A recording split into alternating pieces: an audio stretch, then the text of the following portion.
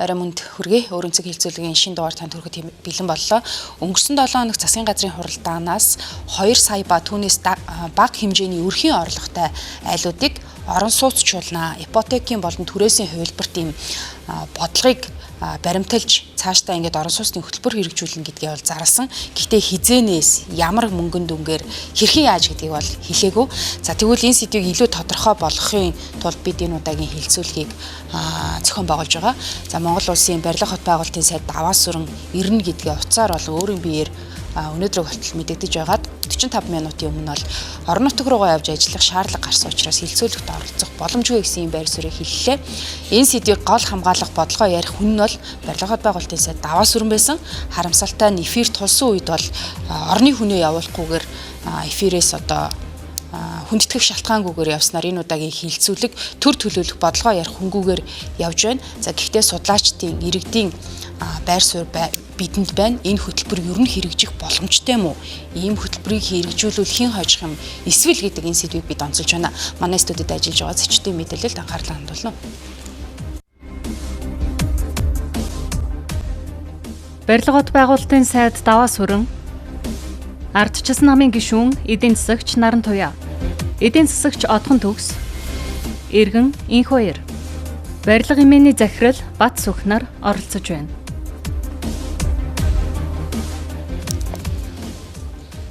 За эргэн тавтай морилно.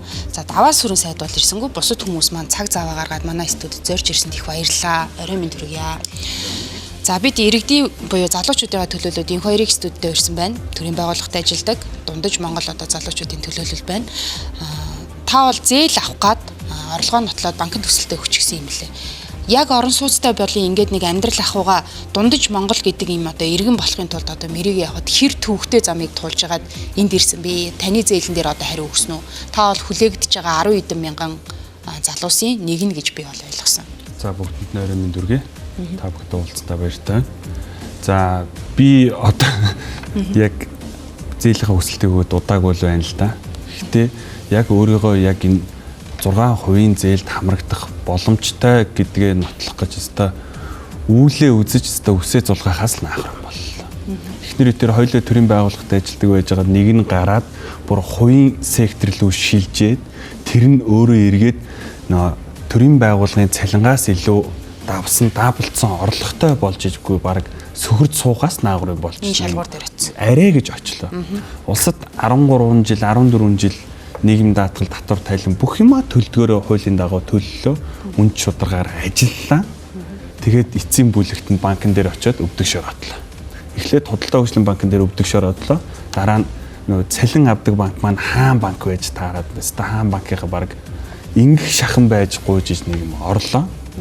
Тэгээд ороод эдийн засагч маань материалаа бүрдүүлж аваад хүлээж авахдаа та өөрийгөө 2 жил хүлээхдээ бэлнүү гэж надад асуулаа.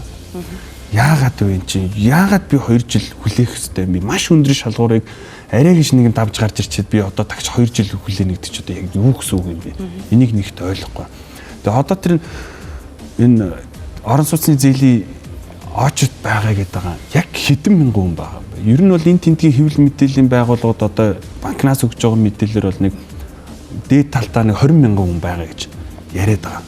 Би яагаад тэр чигсалтыг хараагүй шүү дээ.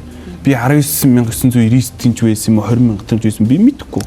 Тэгэд танд одоо байр зархаж байгаа тухайлбал 2 жил за чамаа хүлээж чиний зээлийг шийдэх гэж хүлээн гэж яах вэ? Хизээч тийм байхгүй. Одоо би зүгээр яг материал өгчөө бас зүгээр хоосонг бас юмаа судлаад давхар судалж үзэл явахад за хаа материал өгцөө ихчээ материал өгцөө компани дээр очиж за би материал өгсөн жоох хүлээх гүхээр хүүе залуумны чи юу яриад байгаа юм бэ? Хин мөнгөө өгсөн тэр нь л төлж байранд орно шүү дээ.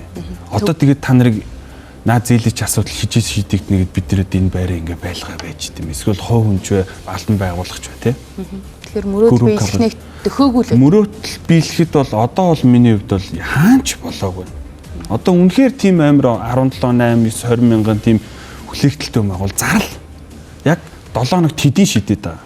Сард хэдийн шидэд байгаа. Улиралд хэдийн шидэд байгаа. Ядаж оцсон дараалалаа зээлж байгаа. Би өөрийгөө мэдмээр биш шүү дээ. Би мэдэх хэрхээ хүрээнд би мэдмээр шүү.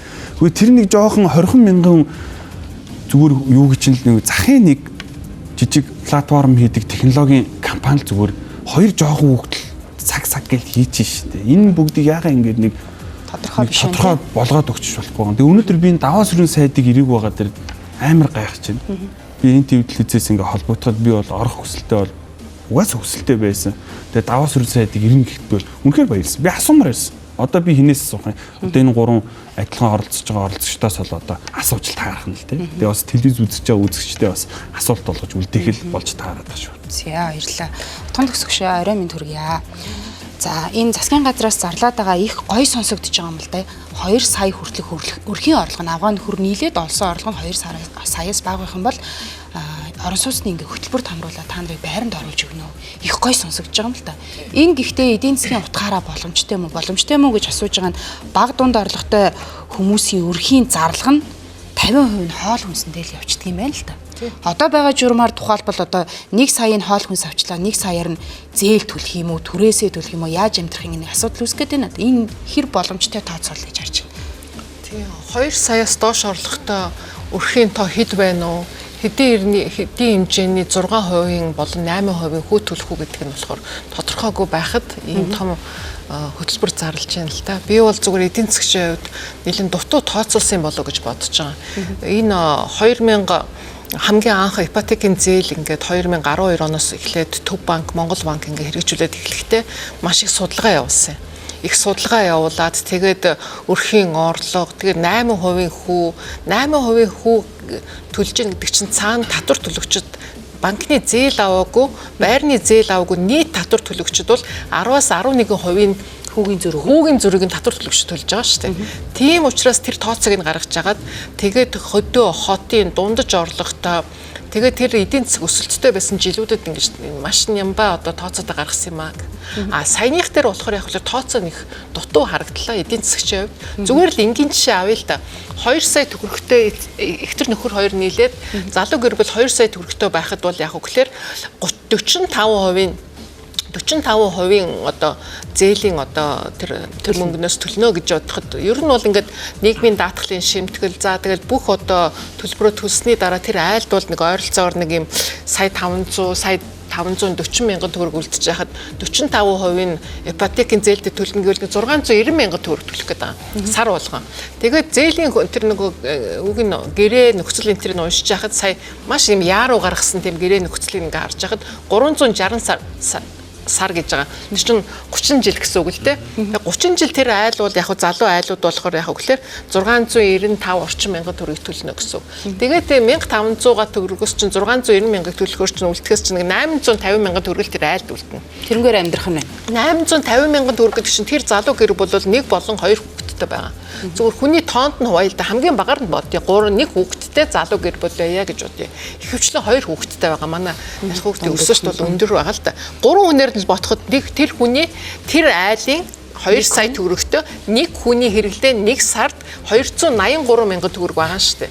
Нэг ядуу. Одоо 2022 оны үндэсний статистикийн хороноос тогтоосон бидний ядуурлын түвшингээ тооцдог тэр орлогч нэг хүнийх болохоор 1 сарын нэг хүний хэрэглээ бол 418 мянган төгрөг байхгүй юу?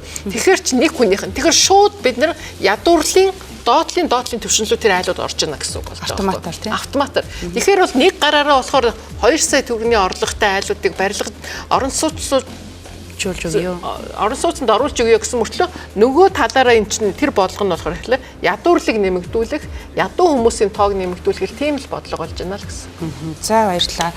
Орой минь төргий танд энэ хөтөлбөр яаж эхлэв? Одоо эргэн төлөлтийг харахаар их сайхан түүхтэй те 99% төлөлттэй зээл.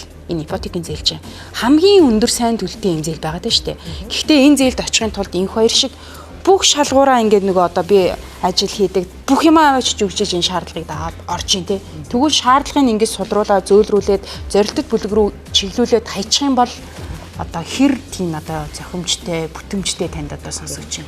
Ер нь бол сая Утганд төгс багш хэлсэн нөгөө судалгаа их дутуу эхлүүлж байна. 12-оос 16 онд анх одоо энэ ипотекийн орон сууцны зээлийн хөтөлбөрийг хэрэгжүүлж байхдаа заавал ингээд 2 сая орлогоос доош гэж ерөөсө бодоагүй. Ер нь бол орон сууцтай болъё гэсэн нэрэгдэлтэй одоо зориулж энэ ипотекийн зээлийн хөтөлбөрийг ингээд хэрэгжүүлж исэн. Тэр үед бол 8% гэжсэн. Сүүлдээ бол одоо ингээд 6% хүүтэйгээр сая одоо ийм залуучуудад бол 30 жилийн хугацаатаагаар за максимум бол 150 сая төгрөг. Тэгээд 80 м2 орон сууцнд нь одоо олгож байгаа шүү дээ тэр журмаараа. Ингээ олгож исэн. Тэгээд энэ ингэж олгохын тулд одоо өрхийн орлогын мэдээж 45% зээлдээ яваад 55% нь амьдрах хэвээр орлогондоо амьдралдаа зарах хэвээр. Дээрээс нь өшөө сая таны хэлээгүй нөгөө даун пементийнхаа 30% орлогыг бас нотолж иж орох ийм өндөр урьдчилгаа төлөх ийм өндөр шаардлагатай хөтөлбөр явж ирсэн. За энэ хөтөлбөрт бол мэдээж боломжтой орлоготой хүмүүс нь бол их хамрагдсан. Бараг 80-аад мянган айл өрх бол энэ одоо хөтөлбөрт хамрагдсан. Харамсалтай нь энэ хөтөлбөр одоо явж байгаад зөвхөн иргэн төлөлтөөрөө үргэлжлэхээр болоод ингээ 2017 оноос ингээ зогссон. Тэгээ 17 оноос хойш багаар одоо өсвдөр тэр иргэн төлөлтийн их усүр дээр нэмж өгöd ингээд олгож яваад жаад сүүлийн 2 жил бол ерөөсөө одоо баг олгоогүй шүү дээ. Тэр ингэж овооруулаад ингээд хүлээлт хомсдол үүсгэсэн. Нөгөө иргэн төлөлт нь маш бага байгаа учраас тэгээ нэмэлт их усүр гаргаагүй болохоор тэгэхээр одоо саяны энэ залуугийн хэлж байгаа шиг ингээд 17 мянга 20 мянган залуучууд ингээд одоо хизээ би нэг орон сууцнд энэ зээлэнд хамрагдах бай гэдэг ингээд хүлээлтэнд орсон. Тэгээд энэ хүмүүс чинь хоримтлгүй учраас нөгөө даун пемент буюу урьдчилгаа төлбөрийнхөө 30%-ийг олох гэж маш олон залуучууд гадагшаа явж штэ тий. Тэгэхээр ингэж их хомсдол үүсгэж байжснаа одоо гів гинтхэн айгүй их том хүлээлт үүсгэсэн програм зарлчиж байгаа байхгүй юу. Тэгэхээр тэгж хэлэхдээ бүр 2 сая төгрөгийн орлоготой тийм ээ 2 сая төгрөгөөс тийм ээ одоо баггүй орлоготой доош орлоготой иргэдэг одоо хамруулах боломжтой хөтөлбөр зарна гэж байна. Тэгэхээр би бол одоо энэ дээр тийм бага өртөгтэй орон сууцны бэлэн нийлүүлэлт байгаа юу гэд. Яг өнөөдөр бол одоо түрүүн бид нар ярьж байхад хэлжсэн бэлэн барьсан 50000 орон сууц байна. 50000 орон одоо бэлэн байгаа орон сууцны метр квадратын өртөг нь хэдэн бэ гэж тооцох юм бол энэ 2 сая орлоготой иргэн бол 2 сая төгрөгөөс доош орлоготой иргэн бол авах ямар ч боломжгүй орон сууц байгаа байхгүй юу.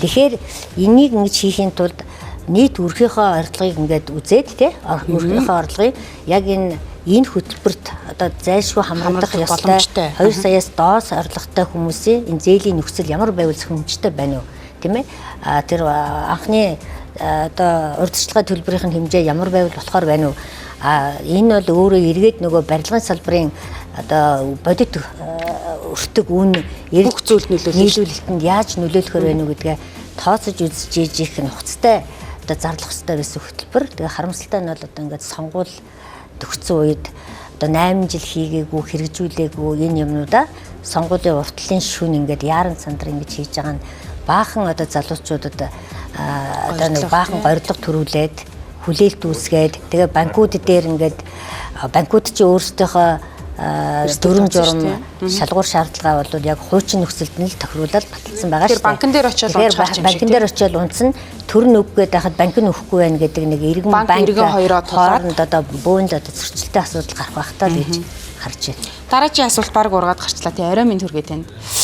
За одоо зах зээл дээр нийлүүлэгдэж байгаа дундаж одоо орон сууцны үн ханш хэд байгаа юм бэ? Одоо дата харахаар сонгой ариханд хамгийн хямдхан нь 2.7 сая орчим гэдэг нь шүү дээ. Тэгэхээр тэр өөрөө их хэмжээний барилга орон сууцыг бариад 2 саяас доош өртөгтэй 1 м квадратын бариад иргэдэд өгнө гэж зарлчлаа шүү дээ. Энэ хэр боломжтой вэ? Тэгээ 50% нь хөдөөд 50% нь Улаанбаатарт байдаг байхгүй юу?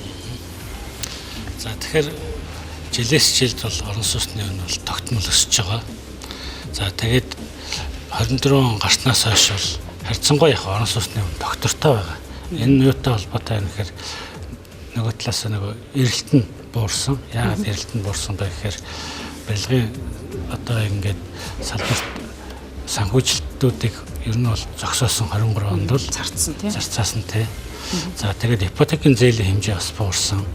Тэгээд ипотекийн зээлийг одоо шалгуурыг таваад одоо авах боломжтой одоо тэр хүмүүс нь байгаа боловч цаанаасаа ипотекийн зээлийн одоо хэмжээ одоо бага учраас олдоц бага учраас ингээд орон сууцны үн бол буурсан байгаа. За тэгээд хямд орон сууц барина гэдэг байгаа. Яг нь төр бол магадгүй ингээд өөртөө одоо газар нь бэлэн байгаа. За тэгээд хэдэн компаниудад тендер зарлаад хямдхан бариулах боломж бол байж болно. За тэгээд тэр нь бол их цөөхөн орон сууц баригдана л та. Өнөөдөр зах зээл дээр жилдээ нэг 20 орчим мянган айлын орон сууц барьдаг.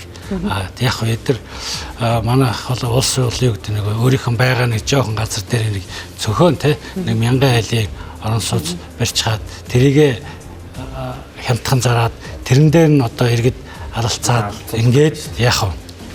Нэг хүн бужигнаа ингээд бужигнаа үүсгээд нөгөө хуучин буян тухай тэ одоо нэг хоёр хороолт гэдэг шиг. маш их одоо хүмүүс хүсэлт өгөө тэрний чинь төлөөр суглаа хүртэл суглуулж исэн.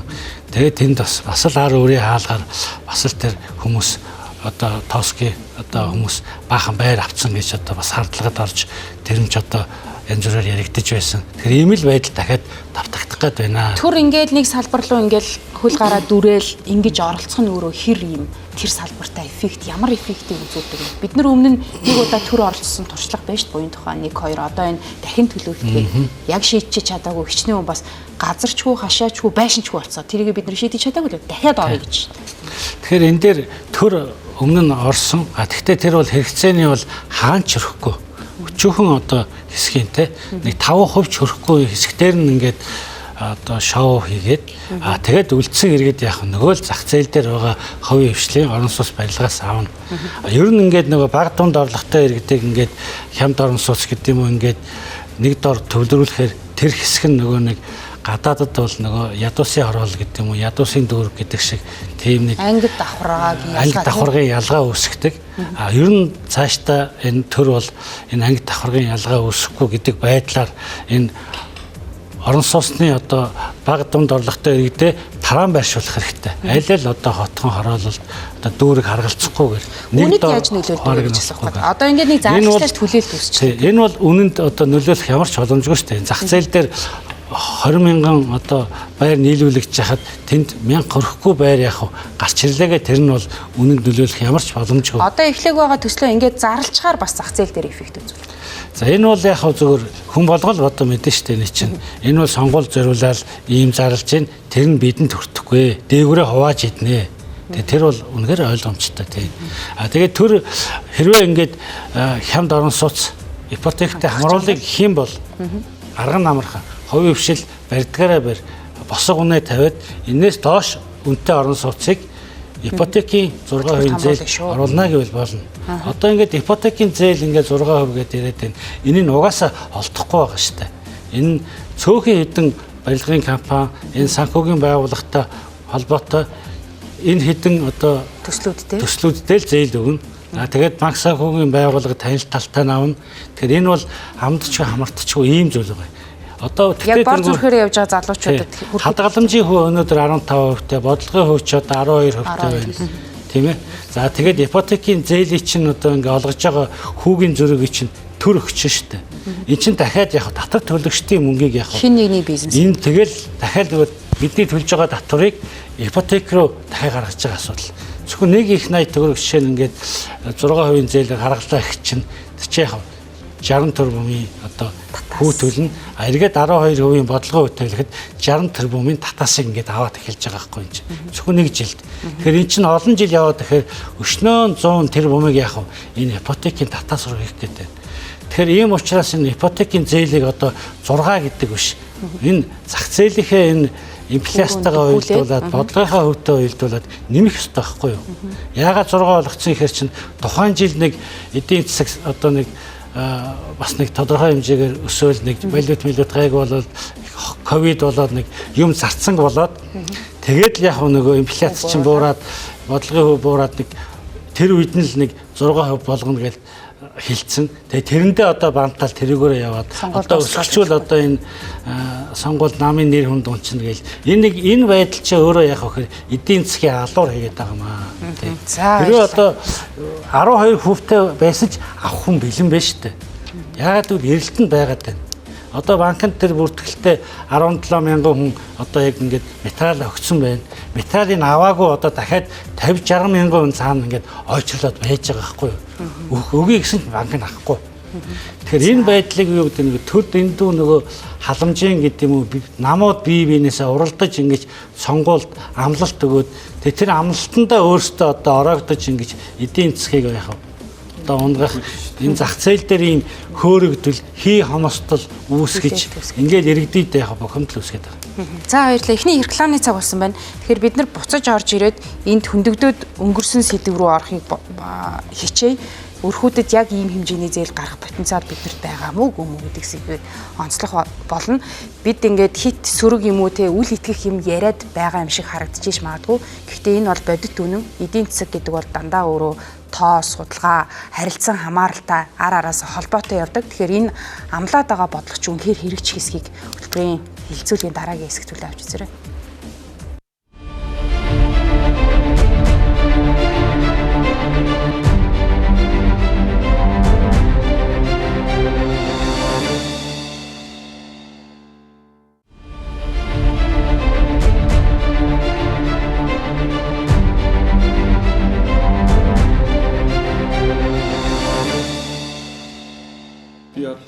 За орлоо.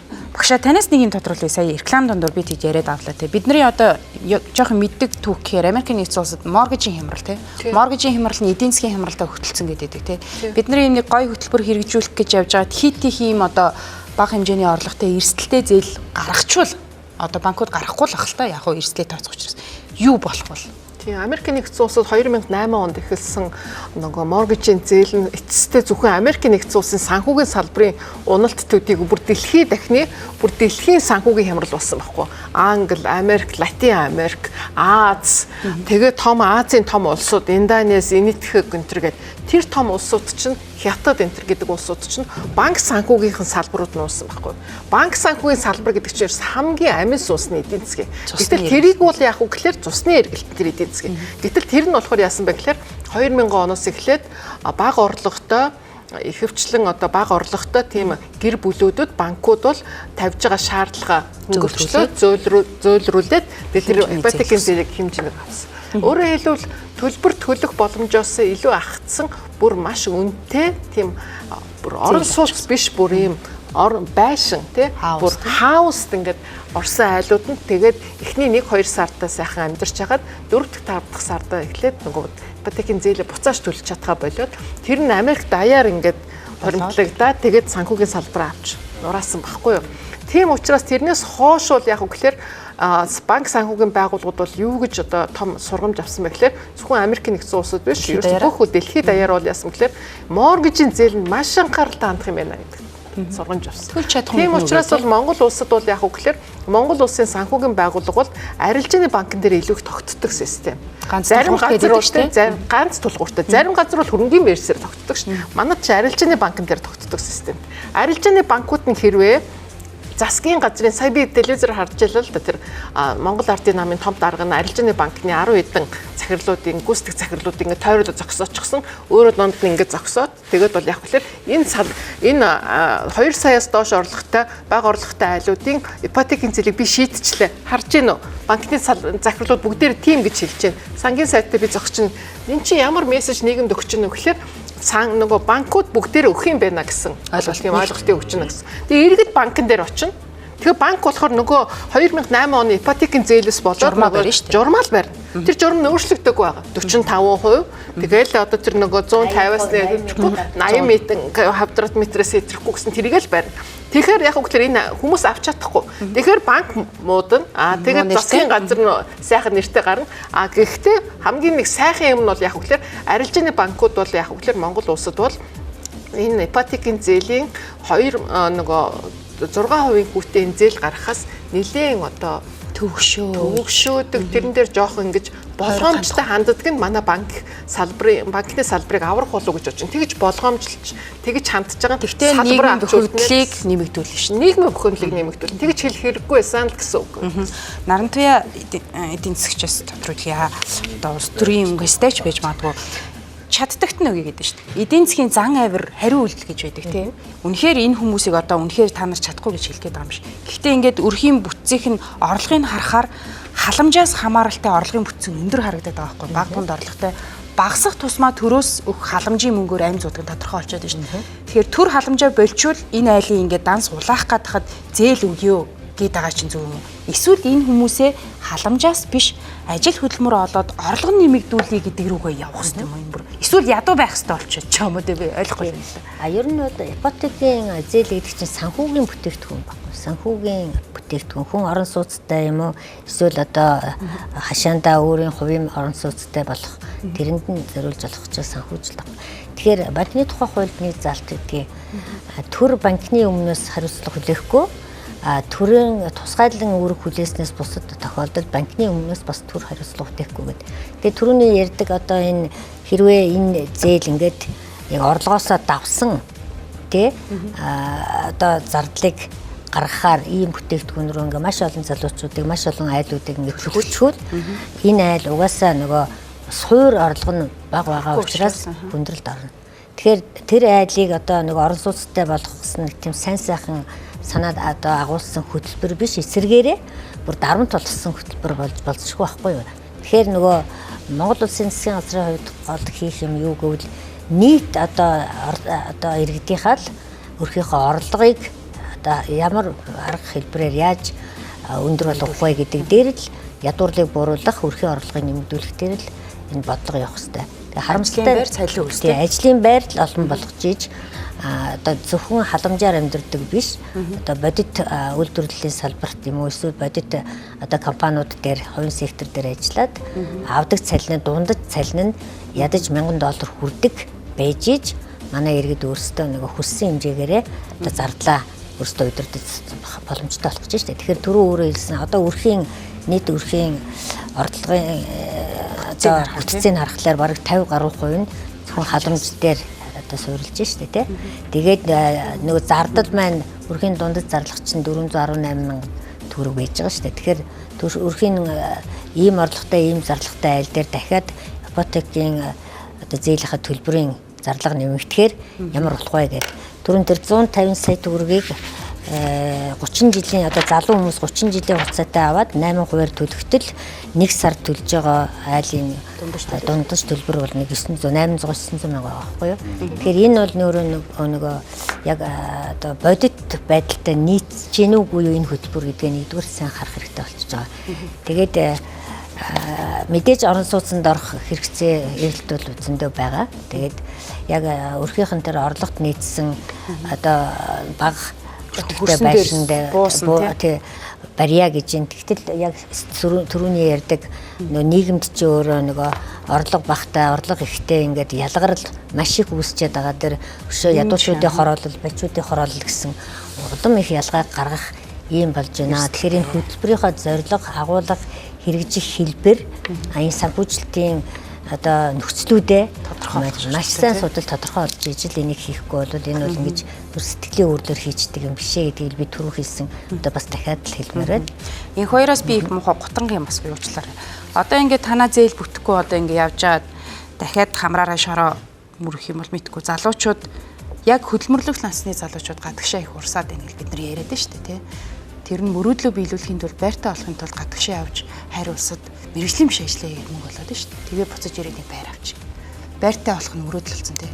Чиний одоо дараачийн төлөвлөгөө гэр бүлийн байдал яг үндэ нууц биш бол ямар вэ? Хэр төвхтэй. Одоо яг манай гэр бүлийн дараачийн төлөвлөгөө бол ерөнхийдөө бол айгүй яг Монголд байхад бол жоохон бүрхэг харагдаад байна. Гэхдээ бүрхэг байлаа гэд бид нэр одоо гадагшаага очиж ажиллах бас сонирхол үнэхээр алга. Уг нь бол. Тэгээ яг эх орондоо сайхан хийдэг ажлаа хийгээд эх орноо хөгжүүлэх хувь нэмэрт нь нэг хурц шорооч гэсэн хаяад өгчмөр л биш. Татвараа төлөөл явчмаар. Тэгэхэд одоо ер нь магадгүй миний зээл бүтэхгүй бол надад бол 2-3 банк санал тавьсан байхгүй. Ингээд эх 7 хоногийн хурал дараагийн хувилралд болох хурал те. Чинь ингээд материалыг чи аваад ингээд оруулаад өгөө 10 сая төгрөг өгчгөө. Тэдий өгчгөө тэгж байгаа байхгүй. Авилга нэгж шүү дээ. Одоо ерөнхийдөө л авилга л гэж байгаа байхгүй. Урагшлуулаад үгүй гаргаад үгүй. Урагшлуулаад гаргаад үгүй гэж байгаа. Үгүй тэр 10 сая төгрөг чи олох гэж та өдөр чинь 7 хоногийн 7 өдөр ажиллаж байна уучлаарай. Тэрийг ч олох гэж үнэхээр хэцүү шүү дээ. Маш алаан дундаас юм болно шүү дээ. Байхгүй л шүү дээ. Тийм байхгүй. Тэгээ би хэлсэн за уучлаарай өөх мөнгө өгөл өгчмөр ölээ. Гэхдээ надад үнэхээр өөх мөнгө алгаа гэдэг. Хэд хэдэн хүмүүсээс би яг хүрээллээс асуугаад бол яг шийдэж өгөх хүн бол байна. Гэхдээ ийм арга байна гэд. Арга бол ерөөсөө авилгалын л арга байна. Ер нь аль банкнд л байгаа. Тодорхой биш байдлын өөрөө авилгал руу. Тийм, ер нь тодорхой биш байдал чи ерөөдөө хизээний л нэг авилгалын үндсэн суурь болж өгдөө шүү дээ. Тэгээ би одоо яагаад ингэж бас өөрөө ингэж орон сууцанд амьдарч ийж яагаад бас ингэж орчноо солимоор байгаа ахиулмаар байгаа гэхээр үгүй бид нар чинь амьдрмаар биш шүү дээ. Илүү тансаг тав тухтай таатай орчноор юмар биш шүү дээ. Би гэр бүлээ 2 хүүхдээ аваад дахиад өөр төвшөнд очимоор биш шүү дээ. Тэхийн тулд бид нар чи одоо өнөөдөр Германаас гаргаад өгөх маяг 300 400 сая төгрөг байхгүй уучлаарай. Үнэхээр мөнгө зээл авъя гэхээр зээл нөхгүй. За зээл нь бөө юм болж өглөө тэр чинь би одоо олж байгаа орлогоор би яаж үлдсэн мөнгөөр яаж би ихнэр хүүхдүүдэд хийчих юм бэ? Ямар ч үндэслэгүй юм болчиход байгаа юм. За баярлалаа. Хотгоо гişээс тодруулъя. Энэ нэг нийгмийн анги сайн сургууль төгтөө хүмүүрэнтэй залуучууд бол гайгүй орчинд болдог бол ингэж баймаар байна тий. Тэгж хэлж шүү дээ. Тий. Тэгэхээр энэ орлогын тэгш бус байдлын энэ ялгаатай байдал манай улсад хэрэг гүнзгийрж байна. Одоо бидний үед гэж ярил тий. Хиний хаана төрснөөс үл хамааран нийгмийн айлч давхаргад очиж болох тийм үеийн хүүхдүүд гэж бид нар өөрсдийг хараад байна. Тэгвэл бидний хүүхдүүд ямар нийгэмд одоо өсч бий болж байгаа вэ? Тийм би сая 1989 он, 2000 он, 2010, 2020 онд үндэсний статистикийн хорооноос хийгдсэн хүн ам орон сууцны тооллого гэдэг 10 жилд нэг удаа хүнээ тоолдог шүү дээ бид нар чинь. Улс чинь тэр тооллогын датан дээр ингээ ажиллаа. Тэр чинь одоо их хөгжил гэсэн үг. Нэг датан дээр чинь тэгэхээр чинь 2 сая, дараагийнх дээр нь 2.8 сая, тэгээ 3.4 сая хүн байгаа шүү дээ. Тэгээ тэр датан дээр ингээ ажиллаа, хөгжил дээр ажиллаад юунд би хэмжсэн бэ гэхээр нийгмийн шилжин хөдөлгөөнийг одоо англиар social mobility нийгмийн шилжин хөдөлгөөн буюу одоо байгаа бид нар ээж аваасаа өмнөх үеэсээ хэр зэрэг илүү боловсролынхаа төвшний хувьд илүү гарч чадсан байна уу? Ажил мэргэжлийн хувьд илүү гарч чадсан байна уу? Нөгөө орон сууцны тоолготой учраас орон сууцын бас таасан. Орон сууц нь илүү нөхцөл нь сайжирсан байна гэсэн 3 нөхцөлийг хийсэн. Амьдралын чанарыг л ингээд тийм. Тэгээд тэгсэн чинь бол яасан бэ гэхээр тэр бол нөгөө нэлийн эконометриксийн нэлийн аргаар тооцдог. Тэгээд 2020 оныг тоологдсон хүмүүсийг ээж аавтай ингээд өмнөх үетэй харьцуулахад бол яг гэхээр илүү гарсан үе нь болохоор тэр хурд нь буурсан байсан. Өөрөөр хэлбэл 1989 оны тоолгоос 1900 одоо нөгөө 90 оны тоолгонд очиход тэр нөгөө дэвшил бол айгүй өндөр хурдцтай байсан дэвшил. 2020 онд бол тэр дэвшлэрээ яваагүй буурсан байна гэсэн. Ялангуяа одоо нөгөө боловсролын хувьд охтууд бол юм сайн байцсан байхад эрэгтэйчүүд бол ээж аавынхаа өмнөх боловсролын түвшнээс илүү гарч байгаа хувь нь 28.9% байхад охтуудын 41.2% нь ээж аавынхаа түвшнээс боловсролын түвшнээс илүү байсан гэсэн. Өнөөдрийн сэдэв бол орон сууцны сэдэв байна. Орон сууцны хувьд үзэхэд бол яг л орон сууцны байдал ээж аавынхаа байдлаас ээж аав маань хашаа байшинд амьдарч хагаад би хэрвээ орон сууцнд амьдарсан бол миний нэг орон сууцны байдал нийгмийн шилжилт хөдөлгөөн өгсөх хөдөлгөөн явсан гэж үзэж байгаа. Тэр өгсөх хөдөлгөөн явсан төвш нь болохоор маш бага байсан. Тэр бол яасан бэ гэхээр 37.9% байлуу да. Тэгээд ихэнх нь бол яг хөглөр зогсон гэж байсан. Ээж аав нь хашаа байшинд амьдардаг бол хүүхдүүд нь дараагийн үеийн хашаа байшинд амьдарсан нь болохоор 61% байлуу да. Бүр биш 51% байсан. Буурсан хувь нь болохоор нэг 18% байлуу да. Ер нь нэг тийм. Тэгэхээр зогсон байдал нь илүү, өссөн байдал нь 30%, буурсан байдал нь 18% байна гэсэн. Тэгэхээр бол яг хөглөр ээж аавсан өмнөх одоо төвшнөөс илүү одоо хашаа байшныхаа нөхцөлийг сайжирсан хүн бол 2020 онд бол Монголын одоо хүн амын хувьд бол 3.1 нь сайжруулж чадсан байна гэсэн. Тэгэхээр бол эн чинь юу гэж харагдаж байгаа юм бэ? Нийгмийн одоо ялгуурлал, нийгмийн ялгаатай байдал, чи хаана амьдарч байгаа, нийгмийн давхраг гэдэг чинь тасралтгүй өөрчлөгдөж идэг. Энэ дэр орон сууц боловсрал гэдэг бол маш том одоо нөхцөл байдгийн байна гэдэг тэр судалгаас гарсан. Маш батлагдсан. Тэгээ тэр судалгаа сайн хэвлэгдсэн баг. Хүмүүс бол цахим байгаа уншиж болно. Дөнгөж сая одоо энэ залуу иргэн хүн одоо төлөөл ярьж байна. Би хүүхдтэйгээ 2 хүүхдтэйгээ сайхан гоё хорлолд амьдрмаар байна. Зөв. Яагаад тэгэхээр нөгөө би ч одоо боловсролын эдийн засаг гэдэг хичээл заад юм байгаа. Олон жил зааж байна. Тэгээд эконометриксийн сүүлийн үеийн бүх одоо их хөгжил ашиглаад ингээд хийсэн судалгаан дээр бол яг үгээр нөгөө хүүхдийн сургалт, мэдлэг, сурлагын амжилт юунаас хамаардаг гэхээр сайн сургуультай бас холбоотой, сайн хүрээлэлтэй сайн орчинтой холбоотой байна гэсэн.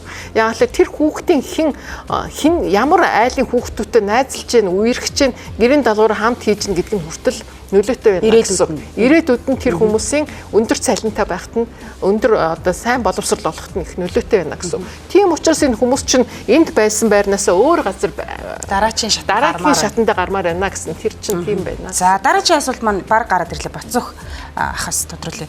Дараагийн шатандаа гармаар байна гэж. Нэг өрөө байрандаа ингээд 20 жил амьдарч болохгүй шүү дээ. Өсөн үржин дөрүүлээ тавуулаа болно. Илүү гоё орчинд илүү сайн сургууль хүүхдээ өгөхийн тулд байраа сургуультайгаа хаваад ахи гэхээр дахиад зээлэхгүй. Тухайлбал одоо яг үнэн дээр тийм байна. Ахи гэхээр 150 сая гэдэг босго дээр очиж бүдэрч дээ.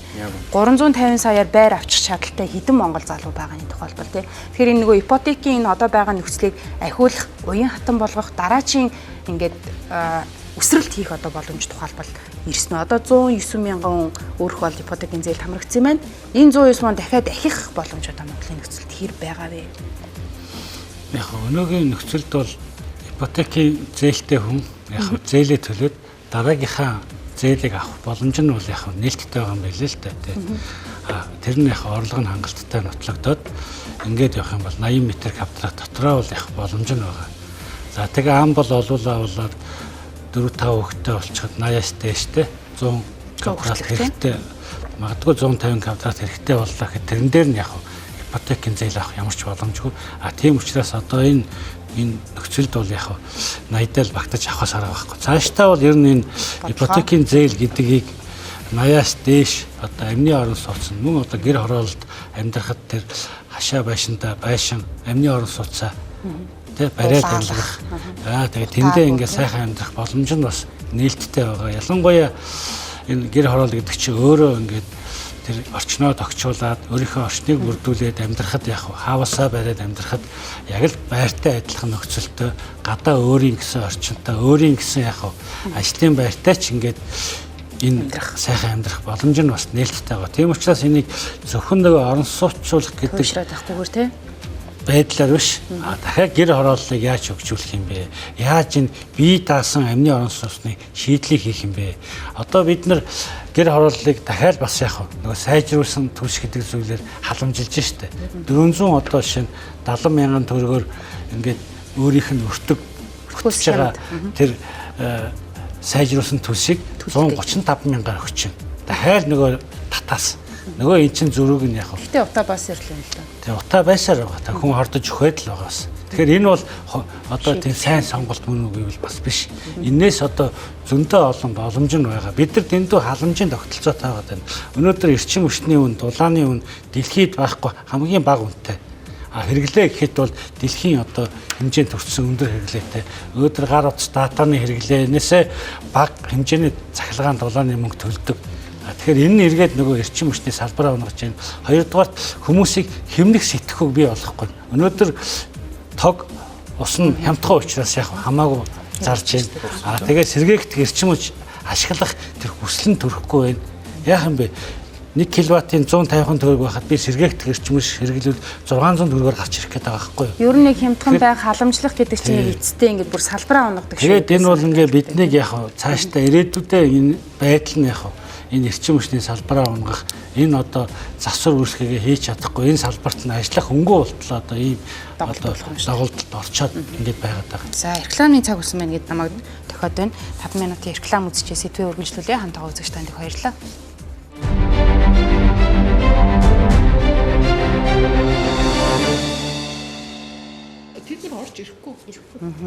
За ганц хоёр тоог харлаа. Тоск, носк гэд манай хөтөлбөр хэрэгцсэн. Ингээд хэрэгжихэд бол 50% төрөөсийн байраа өөрийн болгож өмчилж авсан юм байна. Төлбөрөө 2 сар ба түүнээс дээш төлөөгөө өрхийн та бас олон байна. Гэтэл энэ мөрдөгдөд байгаа төрөөсийн төлбөр бол маш хямдхан буюу 200-аас 300 мянган төгрөгөөр үнэлж одоо түрээслүүлж байгаа нөхцөл байдалд түрээсээ төлж чадахгүй хүний тоо олон байна. Энэ дам дамаа носк нь өрөө хөгжлийн банкнда төлж чаддгүй ч гэдэг юм ингээл араасаа л энэ асуудал яваад байгаа юм л да. Тэгэхээр энэ үнэхээр тэр зорилтод бүлэгдээ ингээд орчныг сайжруулах гэж байгаа юм бол юу хийх ёстой юм? Бид нар нэг хувилбарыг төсцсөн байна. Гэхдээ тэр нь яг зөв эсхийг одоо бас дүгнэлт хийгээгүйгээр дараачийн юмаа зарлчлаа шүү дээ. Таны байр суурь. Ер нь бол ингээд бүх айлыг орон сууцжуулна. одоо бүгдийн л одоо төр ингээ орон сууц барьж өгөөл ямар нэгэн хадамжийн те хөнгөлөлт өгөөл ингээл оруулаад байна гэдэг чи өөрөө бас алдаатай байна гэдгийг надад чи харуулж байгаа байхгүй юу. Тэгэхээр нөгөө өөрсдийнхөө орлогонд тохирсон тэгээд аяд тухтай одоо амьдрах одоо хувийн хашаа байшиндаа орон сууц эвтэйхэн одоо тогтчуулаад орлоготой нийцүүлээд тэнд амьдарч бас болж байна. Одоо хувийн хашаа байшингийнх нь одоо байшингийнх нь дулаалга тэр өшөө өртөг багтай те өөр одоо нар салхиар нарны эсчмчээр хавдаг шийдэл ч юм уу тийм эко шийдлүүд зөндөх байна шүү дээ. Тэгэхээр энэ эко шийдлээр барьдаг барьж байгаа орон сууц одоо гэрийнхэн хаусуудыг байшингуудын орон сууцыг одоо боловсронгуй болгож өгж байгаа маш олон шийдлүүд байж байгаа. Харамсалтай нь тэр шийдлэр баригдаж байгаа орон сууц одоо яг энэ төрийн энэ ипотекийн санхүүжилтээр огт санхүүжигдэхгүй байж байгаа. Тэгэхээр энийг бид нар ялгаж харах хэрэгтэй болж байгаа. Манай энэ тэднэрт одоо зээл өгөхтэй юм. Тэр одоо тэр компаниуд ерөөсөө зээл авч чадахгүй байгаа шүү дээ. Монголд ногоон санхүүжилтийн корпорац гэдэг юм корпорац байгуулагдаад дэлхийн уур амьсгалын ногоон зээлийн сангаас санхүүгийн их усээр аваад ийм яг одоо эко шийдэлтэй хувийн орон сууцуудыг санхүүжүүлэхэд зориулж зээл олох гээд энэ ажиллагаа одоо миний мэдэх сүүлийн 4 жил явж байгаа. Харамсалтай нь энэ нөгөө засгийн газар энийг дэмжихгүй байгаа. Энийг дэмжихгүй байгаа учраас нөгөө ТОСК гэж яриад байгаа төрийн орон сууцны корпорац өөрөө цаашаага нөгөө зээлээ олгож чадахгүй сууж байгаа. Тэгэхээр энэ одоо орлого багтай айлуудын чинь уг нь бол хашаанд нь одоо амьдарч байгаа гэрийнхэн дулаалга, одоо амьдарч байгаа байшингийнхэн дулаалга экосистемийг сайжруулад тэгээд сантехник ус тэр бусад одоо хэрэглээнийхэн дэд бүтцүүдийг шийдэж өгөх юм боломж байтал энийг ерөөсө болчоод шууд нөгөө орлогоос нь давсан зарлага гарах тийм орон сууцуудыг санал болгоод хүчээр оруулаад байгаа болохоор нэгдүгээрт өрх гэрүүдээ ингээд хүндрэлд оруулж байгаа. Тэгэхээр одоогийн ярьж байгаа юм одоо юутай холбоотой ингээ 10,000 залуучуудыг шууд орон сууцтай болгох чинь энэ ипотекийн зээлэг олгоно гэдэг юм яригдаа явчих өгөхлөөр нөгөө үндэсний баялагын сангийн хууль сая батлагдсантай холбоотой яригдаа явчихлаа л да. Уг нь бол тэр хөрөнгөөр баталгаажсан үнд цаасны тухай хуулийг 13 онд бид нэр батлаад явж исэн энэ маань нөгөө тогтвортой одоо орон сууцны санхүүжилтийн тэр систем тогтолцоог бий болгохын төлөө явж исэн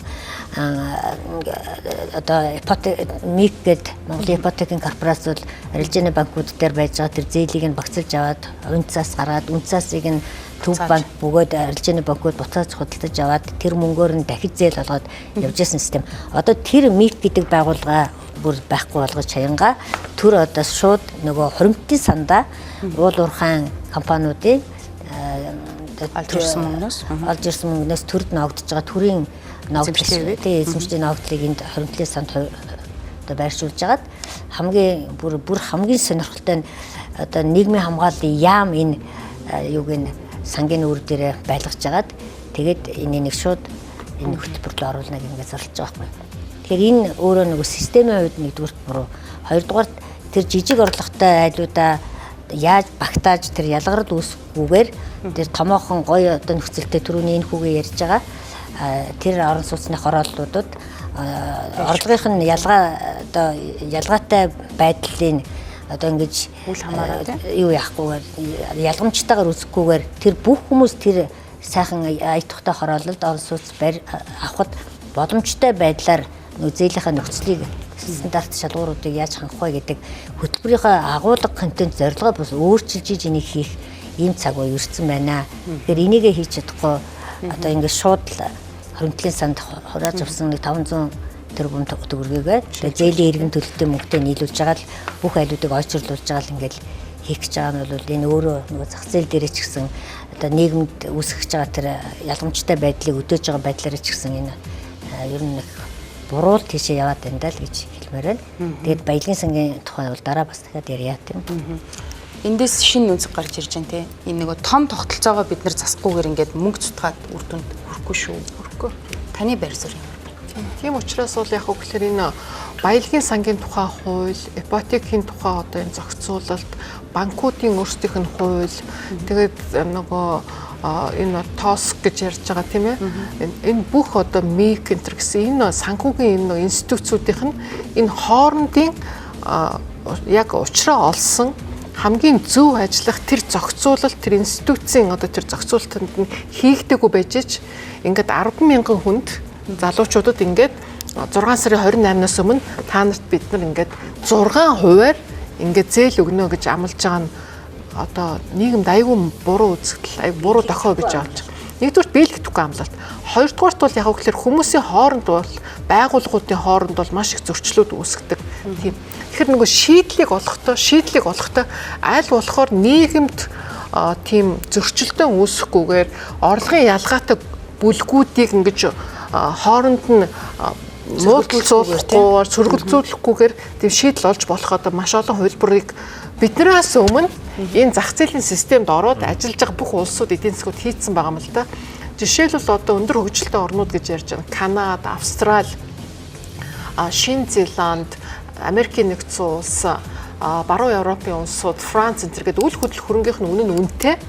Тэгээ даатгал үйл хөдлөх хөрөнгөний даатгалын үнэ бас айгүй үнэтэй шүү дээ. Зөвхөн үйл хөдлөх ипотек биш, бүр даатгал. Тэгээ тэр мөнгөдийг бодож агаад ер нь бол ингээд шинэ байранд орж байгаа тэр байрны газрын зөвшөөрөл өгж байгаа цахилгааных нь одоо тэр хангамжийг хийж байгаа тэр нөгөө зохицуулт маань бол яах вэ гэхээр барилгын компаниудтай за танах бол ингээд 10 байр зарлаа гэж бодоход 9-т нь та нар агаад нэгт нь яг энэ очроор явж байгаа энэ айлыг 3 хүүхэдтэй энэ айлыг ингэж оруулах хэрэгтэй байна. Тэгээд тэр айлт нь болохоор тэр нөгөө айлт нь болохоор нөгөө санхүүгийн дэмжлэг нөгөө 6% хүүтэй, 10% хүүтэй, 8% зөөлөө зээлийг бол тэр айлт нь өгчөж ингэж нийлүүлж ингэж 9 1 8 2 холио ингэж холжиж тэр нийгмийн залуу хүмүүс чинь тэр нөгөө шин төвшөнд ороод ирэнгүүтээ ажилдаа сайн болно, ажиллаа сайн хийдэг болно. Өшөө тэр орлогоо нэмэгдүүлэхийн төлөө ажиллана. Хүүхдүүд нь сайхан сургуульд явна, сайхан хажуудлын цэцэрлэгтээ явна. Тэр нийгэм чинь нэг тийм зөрчилдөөн үүсэхгүйгээр тэгж явах тийм боломж байна гэсэн. Та ногоонуурт амьдр гэж зааж өгөөд. Тийм одоо болохоор яг үгээр та тэр нөгөө юунд амьдр тэр 6%-ийн 2 сая төгрөгнөөс доош орлоготой айлуудын барих гэж байгаа тэр хорол та амьдр гэх гээд байгаа гэсэн. Тэр чинь их болохгүй л тийм зүйл нийгэмд үүсгэнэ гэсэн. Энэ хоёроос тодруулъя. Хүн чинь сайхан л тэмүүлнэ. Би 2 одоо хүүхэдтэй сайхан орчинд амьдруулмаар байна гэсэн нэг юм зорилго байгаа даа штэ. Ингээл аюу их эдийн засгийн агуулга яригадаад байна штэ тий. Таны одоо яг хэлмээр байгаа нэг юм болгочооч гэсэн хүсэлт байна. Одоо та зээлээ өгсөн тий. Гэхдээ хаана явж байгааг нь мэдэхгүй гэдэг штэ. 10 саяг өгчвөл оруулж ийн 10 сая налга. Тэгэхээр одоо ядаж нэг одоо барилга хот байгуулалт юм эдийн засгийн газар буугаас өмнө ийм юм хийж болохгүй мүү? Энд чинь үнэхээр амар тулгамцсан асуудал гэдэг нэг юм чийсний асуудал нэрлүүл танд юу байна? За баярлалаа. Одоо бол яг хамгийн түрүүнд одоо сонгуул боллоо нэгт. Хоёрт одоо энэ Давос сүрэн сайд дахиж барилга хот байгуулалтын сайд болох болохгүйг би мэдэхгүй. Нийс өмнө ядаж энэ сонгуул болоод сонгуулийн үр дүн ямар гарах нь бол надад бүр ямар ч хамаагүй. Ядаж л одоо энэ 17,000 хүн гэж яриад байгаа шүү дээ. 17,000 хүн ядаж нэг листийг ил болгоод өг, шилэн болгоод өг. Одоо юу гэдэг нөхрийн инхээр өөрийгөө хаана явах мэдхэнд бол над 3 орон тоол өгчлөлтөө. Тэрнгэрэл би ороо харж. За минь шударгаар хүлээ тэгвэл хамаалах. Би бол тэр 10 сая маяг бол өгч чадахгүй уучлаарай. Би зөвхөн өнөөдөр амьдралынхаа төвшинг сайжруулах, тий? Гэр бүлийнхаа очноо солих, тий? Үр хөвгтдээ миний халааг авч үлдэх үр хөвгтүүдтэй юм л үлдээ гэж тэгээд бас нэг очноо солилцсон хүн чинь бас нэг үзэгдэх харагдах олох ашиг орлого гэдэг юм чинь бас дагаад өсдөн шүү дээ. Амьдралынхаа эрэлт нийлүүлэлтийн хуулиараа яг тэгэл явъя гэсэн үндсэн бодол маань зорилгоо байгаа боловч даач одоо яг минийх банкны эдийн засгч бол надад бол шудраг хэлсэн. За ингээд таны материалыг хүлээж авлаа. Одоо таны материалыг манай хуралдаад микро явуулнаа гэж. За тэгээд та багада юу лээ дээдл нь 2 жил, доотлол нь 1.5 жил гэж хэлсэн. Хүлээхэд бэлэн үү гэж. Бэлэн бол юу гэж бэлэн ба шүү гэж. Юу материал аваа буцаа яв гэж байгаа юм уу? Яг юу гэж ойлгох юм би одоо. Би бол тэрийг нь бол ойлгоогүй. Энийг ядаж тодорхой болгоод. Тийм энийг ядаж одоо бол надад бол ерөөсөө надад жоох надаас гадна өчнөө олон залуучууд байна шүү дээ. Дахиад материал ингээл хөөцөлтөд яваад байгаа залуучууд байгаа шүү дээ. Өөрөөсөө нэг ядуу биш гэдгийг бүр нотлох гээд. Зөндөө зээл авахгүй зөндөө олон залуу. Тэр залуучууд зүгээр сайхан жимэнд гаргаад өгчлөлтөө. Тэгвэл бид нар ядаж ингээд хүлээгдэж нэг итгэл найдвартай шударгаар аж аргалтай хүлээмээр шүү дээ. Тэгэл яах бол ийх бол нөгөө тэр банкны хүн чи яасан гэсэн гээл одоо гэр бүлийн асуун, ээж аав асуун, найз нөхөд асуун. Би ингэж стресстэй амьдрмааргүй шүү дээ. За баярлалаа. Сүүлийн реклам болсон байна уучлаарай. Бид нар орж ирээд илүү хийж болох шийдлүүдийн хувилбаруудыг санал болгосноор хилцүүлгээ хаах саналтай байна. Хамтаа үзэгч танд их баярлалаа.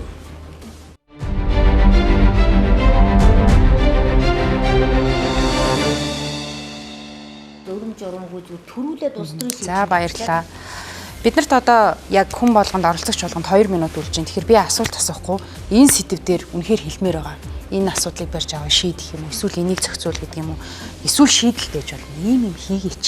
Тэгээ төр засгийн харахгүй байгаа. Өнцгүүдийг та бүхэн маань хэлээч гэж хүсэж байна. Танаас эхлүүл болж байна. 2 минут явж эхэллээ. Бидний хувьд бол урт хугацааны бодлого хэрэгтэй. Урт хугацаанд энийг хэрэгжээд явдаг тийм л одоо хөтөлбөрүүдийг битгэх хэрэгтэй. Тэгэхгүй нэг сонгуул зориулсан энэ гал унтраасан гэдэг юм уу нэг массын санал авах гэсэн ийм зүйл бол хэрэг алгаа тий.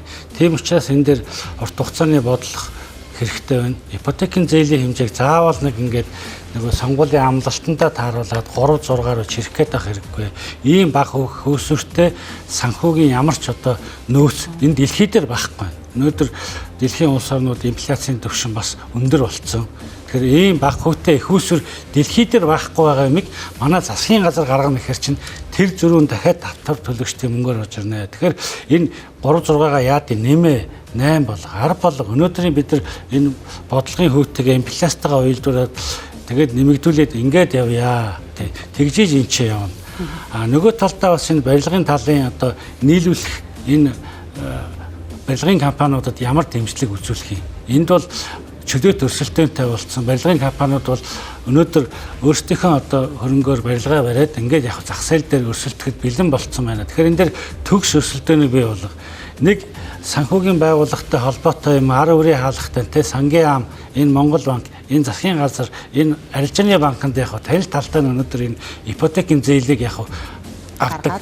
Тэгэхээр энэ нь эргээд яаж юм гэхээр нөгөө л бусдынхаа боломжийг тэд нар хулгай хийчихэж байгаа байхгүй. Яг нөгөө жидүү хулгайлдаг шиг ипотекийн зээл авсан хүмүүс нь бусад компаниудынхаа боломжийг хул. Тэгэхээр ийм хулгайг ер нь цаашдаа таслан зогсоож иж энэ маань явнаа. Тэгээд зөвхөн орон сууц өнөөдөр тэр гэр хороолд амьдарч байгаа хүмүүст зориулсан амны орон сууц юм. Тэр хөдөө орон нутагт нь яг тохирсон тэр одоо орон сууц анхдаг ширхцээг хангах зүйлүүдийн яг дид үтцийг яаж шийдэх юм? Энэ л зүгээр хөрөнгө оруулах. Дид үтцэн дээр нь хөрөнгө оруулалт хийсэн байхад аяндаа иргэд яг өөртөө тэндээ амны орон сууцаа бариад ингээ явах боломж нь байна. Энэ дээр нар болон одоо салхи гэдэг энэ эрчим хүчний энэ их үүсрүүдийг бид ашиглах зүйлээ одоо нэм тэгжиж заавал ингээд бид төвийн эрчим хүчний системд холбогдох гэж шавах биш. Харин энэ хот чинь тэлээд хөдөө орон нутагт боломж нь бүрднэ. За их баярлалаа.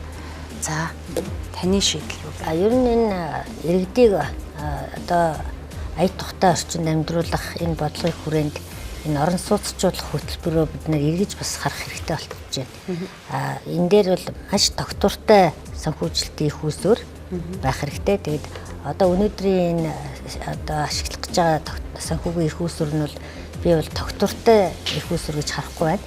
Ягаад тэгэхээр үндэсний баялагын одоо санд хоригдлогдчихсэн одоо уул уурхаан ашигт малтмал эзэмшдэг, олборлолт явуулдаг төрийн болон төрийн өмчийн компаниудын ноогдол ашигын төрд ноогдох тэр хэсгээр нь бол одоо хоригдлын сан үүсгээд энэ хоригдлын сангаараа шууд одоо төсвийн нэг хэсэг болгоод энэ орон сууцыг одоо санхүүжилтийн их усүрийг бий болгоно гэж байгаад бол би итгэхгүй байгаа. Яг тэгвэл энэ төр чинь өөрөө аль болохоор өөрийн өмчтэй, оролцоотой өмчтэй байхгүй байх нь манай чөлөөт эдийн засгийн нийгмийн үндсэн шаардлага. Төрийн оролцоо энэ боловсруулах, олборлох үйлдвэрлэл дээр зэрэгцэж явахгүй байх нь манай зорилго байх хэрэгтэй. Тэгэхээр хэрвээ ингэж хоригдлын санг зөвхөн энэ орлогоор ингээ бүрдүүлээд байна гэвэл цаашдаа манай уул уурхайн салбар дээр төрийн ноёрхол монопол ингээд байгаа тохиолдолд ямар ч гадны хөрөнгө оруулалт явагдахгүй энэ уул уурхайн салбар маань өөрөө цаашаа өсөж хөгжихгүй ийм байдалд хүрэхээр байна гэж нэгдүгээр харж байгаа. Хоёрдугаарт энэ барилгын салбарын одоо чөлөөт өрсөлдөө энэ барилгын салбарын тэгээ бүгдээрээ чөлөөтэй өрсөлдөж ийж одоо өндөр орлоготойч бага орлоготойч бүхэл хүмүүст зориулсан орон сууцны одоо бүтээн байгуулалтанд оролцох хэрэгтэй тийм ээ. Тэгэхээр энийг жигд хамруулсан юу байхгүй болоод одоо хүн болго ярьж байгаа шүү дээ. Зөвхөн Чойжогийн хурд гэдэг энэ компани л одоо барьсан барилга бол ипотекийн зээлд хамрагдаж байна гэж хүн болго ярьж байгаа нууц биш шүү дээ. Тэгэхээр ийм нөгөө ялгарл шудраг бус өрсөлдөө маш их газар авах гэж байна. Энэ бол маш буруу юм аа. За 3-дугаарт нь бол одоо санхүүгийн салбараа бас ер нь эрүүл зөв одоо явуулмаар байна. Ингээд санхүүгийн салбарын тогтцсон дүрм журм стандартыг гинтгэн эвдээд тэнд ямар ч нөгөө дүрм журмын өөрчлөлт болоогүй хийгдээгүй хүмүүс ингээд арилжааны банкуд ч хуучин журамтайгаа Монгол банкны барьдаг бодлогонд ч хуучин ийм байж хахад гинтгэн улс төрийн шийдвэр гарч ирээд ингээд засгийн газрын хэрэг эрхлэх газар юм уу засгийн газар өөрсдөө ингээд банкуудынхаа үйл ажиллагааг урдуур нь орж нөхцөл нь өөрчлөлт байгаа нь энэ салбар нь өөрөө доголдоход маш их одоо сөрөг юм үр дагавар учруулж байна. Тэгэхээр энэ бодлого бол одоо тогтвортой, судалгаатай, үндэслэлтэй байх хэрэгтэй байна гэдэг. За баярлалаа. За багшийн дэрсэр. Миний шийдэл бол яг үгээр хамгийн түрүүнд энэ үйл ойлголцлыг л одоо нийгэмд шийдэх хэрэгтэй. Тэрэн дээр мэрэгжлийн хүмүүс оролцох хэрэгтэй. Мэрэгжлийн хүмүүс, мэрэгжлийн байгууллага, институцууд нь оролцох хэрэгтэй, судлаачид нь оролцох. Хамгийн түрүүнд Монгол банк, арилжааны банкуд, үндэсний баялагын сангийн менежмент, засгийн газрын одоо тэр нөгөө барилга хот байгуулалтын яам, санхүүгийн зохицуулахороо Монгол банк, эдгээр Монголын ипотекийн корпорац, эдгээр бүгдээрээ нийлж байгаа нэг ширээний ард сууж байгаад энэ бүх одоо энэ гэрээ шин төгсөлд орж штэ. Гэрээ зээл өгөх одоо нөхцлүүд, тэрний очор дугаарлалт, тэрний ил тод байдал, тэднийг зохицуулах, дахин санхүүжүүлэх, хуваар, хувьцаа яаж тэрийг өргөжүүлэх үү, аривжуулах уу гэдэг тэр болгоныг нэг дор бүгдээр нэг ойлголттой болох хэрэгтэй. Мэргэжлийн байгууллагууд нь. Тэгээ мэргэжлийн байгууллагууд нэг тогтвортой болсны дараа тэрийг иргэдэд зарлах хэрэгтэй. 2 сая төгрөгийн орлоготой байна уу? 20 сая төгрөгийн орлоготой нь бүгдэнд нь адилхан зарлах хэрэгтэй. Тэгжээч бид нар урт хугацаанд энэ одоо ипотекийн зээл, ийм тогтворгүй байдаг, барилгын салбараа ингэж унгаадаг, ийм байдал санхүүгийн салбартаа ингэж нөгөө хор хөнөөлтөй ийм дохио болж байгаа байдлыг бас залруулна гэсэн үг. Тэгээд бол яг үгээр ер нь бол эцэстээ би бол Бацүгч нь эдийн засагч хүн шүү дээ. Барилгын салбар манай хүмүүсийн эдийн засгийн сургууль төгссөн байгаа. Эдийн засагч тэгээд нарантай эдийн засагч яг адилхан юм байна. Ер нь бол яг үгээр явандаа энэ бол 3% биш, 6% биш. Ер нь бол бодлогын хүүтэй л адилхан байх болов уу гэж бодож байна. Энэ ипотекийн зээлийн хүн бодлогын хүүтэй адилхан болж иж л энэ зах зээл арай тийм нэг тэнцвэртэй нөхцөл рүү орох болов уу гэж бодож байгаа. Тийм учраас бол хамаагүй илүү нөгөө юу татаас өгөх гэж 3 болж иж том 2-3 том салбараа унгааж ерөөсө болохгүй. Тэгжээж л энэ залуу хүмүүс байранд орно. Зөвхөн эхнэр нөхөр хүмүүс ч биш. Ер нь залуу ганц бие хүмүүс бас орно шүү дээ. Монгол улсад хүмүүс мэдчихэж байгаа бах ганц бие хүний өрхийн тоо жилээс жил тутам нэмэгдэж байгаа шүү дээ. Тийм учраас тэр бол яг үгээр дахиад тэр сегмент залуу гэр бүл тэр болгонд бид нар үйлчлүүлсэн бодлого хэрэгтэй гэж байна. За баярлалаа. Төгшөхгүй байх юм бол ерөөс ямар ч баталгааг болчих жоох. За энэ сэдв дээр их хоёр харах гэж байна. Юу хэлж байгаа юм? За би одоо яг энэ одоо ингээд залуучуудаа ингээд ерөөсө чөлөөлөд өгөөч. Эрхийн нээгээд өгөөч. Одоо тэр 80 м квадратаар хязгаарлалгаа одоо болиод өгөөч тэхүү. Яагаад заавал 80-аар тогтоогоод байгаа? Яагаад урьдчилгаа 30% гэдэг байгаа? Урьдчилгаа 30% яг үнэндээ бол ингээд миний үе ингээд 30 гаруй насны залуу 40 хүржөө залуучууд бол уучлаарай бэлэн байхгүй шүү. Маш хэцүү. Гэтэ энд эндээсээ бөөгнүүлж нийгэм болох баг. Тэгээ хоёрдугаарт энэ хугацаа гэдэг юм аа жоохон уян хатан хандаж өгөөч. Одоо би жишээлбэл ингэж юм л да. 30 жилээр ингээд байранд орлоо гэхэд дэтгэврт гарсныхаа дараа дахиад 4-5 жил мөнгө төлжиж миний одоо орох байрны зээл хаагдах гэдэг шүү дээ. Юу гэсэн би одоо бүхэл бүтэн хүн болж энэ ховорхон боломж олцсон дээрээ зүгээр л үлдсэн амьдралдаа би зүгээр л нэрээд банкнд мөнгө төлж явсаар агаад ингээд дуусгах гэдэг. Одоо бид над чиг юм залуучуудыгаа бити та нар ингээд боож боомл та. Үгүй бид нар бол ингэж амьдрын. Үгүй одоо яг үнэхээр ингээд төрүүлээд ойлгоцсон тий сэргэлэнсэн хүмүүс яг гадагшаа тутагшаа бол ингээд болж л байна. Уучлаарай. Надад бол яг тех сонирхол алга байна. Би их орондоо үлдмээр, би их орондоо баймаар. энэ залуучуудаа жоохон дэмжиж өгөөч. Энэ хууль эрх зүйн орчныг жоохон сайжруулад өгөл дөө. Эдийн засгийн эргэлтийг арай нэг илүү нэг уян хатан аятайхан болгоод өгөл дөө. Ингэж л хүсмээр юм би. За их баярлалаа. Бодлогоо ярьж хамгаалах, бодлогоо танилцуулах хэрэгтэй сайд маань ирээгүй гэсэн идэж бидэнд байгаа мэдээллийн хүрээнд ер нь юу болох гэдэг гэдэг сэдвийг тал талаас нь хөндөж бас эрсдэлтэй талуудыг аль болох хэлхийг хичээлээ. Одоо бол Монгол банкнаас гаргасан ипотекийн зээл олгодог журманд өөрчлөлт ороогүй байгаа. Засгийн газрын холбогдох тогтоол нь гараагүй байна. Тэгэхээр 10 мянган иргэнд одоо ингээд зээл өгнө. За бүр бага орлоготой хүмүүс зээл өгнө гэдэг бол одоогоор хэрэгжиж эхлэегүй байгаа. Хэрхэн яаж хизээ хідэн төгрөгөөр ямар нөхцөлтэй эхлэх гэдэг гарааны дүрмж тоглоомын дүрмж тодорхойгүй байгаа. Тэгэхээр бас залуу гэрүүлүүд маань жоохон хүлээцтэй байж нийгмийн бүлгүүд маань хоорондоо илүү мэдээлэлтэй болсны дараагаар бас шийдвэр гаргалтаа хийгээрэй гэж уриалмаар байна. Хамтдаа үзэгч танд их баярлалаа. Эх 7 оны шинэ сэдвтэ эргээд уулзъя.